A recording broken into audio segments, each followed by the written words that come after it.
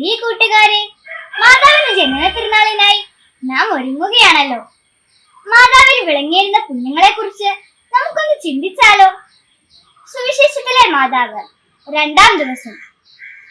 മറിയത്തിന്റെ സ്തോത്രഗീതം, ഈശോയുടെ ജനനം.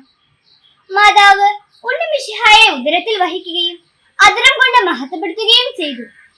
നമ്മുടെ അധരം ദൈവത്തെ മഹത്വപ്പെടുത്തുന്നതാകണം. അനുദിന ജീവിത സാഹചര്യങ്ങളിൽ ഈശോ നമ്മുടെ ഹൃദയങ്ങളിൽ ജന്മമെടുക്കാനും മറ്റുള്ളവർക്ക് പകർന്നു കൊടുക്കാനും നമുക്ക് കഴിയട്ടെ. നിങ്ങൾ റെഡിയല്ലേ?